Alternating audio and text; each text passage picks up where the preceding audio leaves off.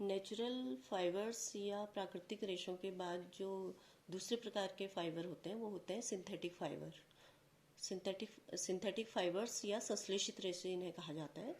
ये रेशे मानव निर्मित होते हैं, मनुष्य के द्वारा। जैसे वो वाले रेशे जो प्राकृतिक रेशे थे वो पौधों और जंतुओं से प्राप्त होते थे, living animals and living plants से। लेकिन ये किससे प्राप्त होते हैं? ये होते हैं मनुष्य के द्वारा निर्मित होते हैं। ये मानव निर्मित कहा जाता है, मशीनों द्वारा इनको बनाया जाता है। और ये बहुत सारे हमारे जो पेट्रोलियम पदार्थ होते हैं उनसे, और कुछ सेलुलोज इकट्ठे करके, जैसे प्लांट से सेलुलोज लेके और एनिमल्स के सेलुलोज लेके, कुछ रासायनिक प्रक्रियाओं से इनका निर्माण किया जाता है। तो ये जो संश्लेषित रेशे होते हैं या सिंथेटिक फाइबर होते हैं, इनमें जैसे पॉलिएस्टर है।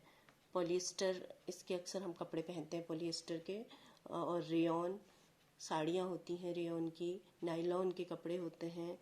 और प्लास्टिक्स जो हैं हमारे, पॉलीथीन्स जो हैं, ये सब सिंथेटिक फाइबर कहलाते हैं। ये सिंथेटिक फाइबर होते हैं या संश्लेषित रेशे होते हैं। तो ये जो संश्लेषित रेशे होते हैं इनके बारे में मैं आपको बताना चाहूँगी कि पेट्रोलियम पदार्थों से व सेलुलोज से बनते हैं, इसीलिए हम इनको बच्चों संश्लेषित रेशे कहते हैं। रेयॉन, नायलॉन, पॉलिएस्टर, ये सब संश्लेषित रेशे हैं। रंग बिरंगे वस्त्र बनाकर मानव निर्मित कहलाते हैं। कार्बनिक पदार्थों से बन बहुलक पॉलीमर कहलाते। तरल पदार्थ लचीले बनकर ठोस प्लास्टिक में बदल जाते। Then synthetic fibers are man-made fibers.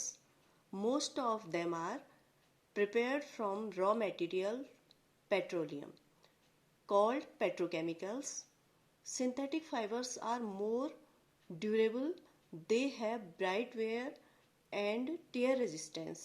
मतलब कि ये बहुत ज़्यादा हल्के होते हैं और बहुत टिकाऊ होते हैं। एकदम से इनका जो फाइबर है वो टूटता नहीं है, मजबूत फाइबर होता है, इसीलिए लंबे समय तक चलते हैं ये कपड़े हमारे।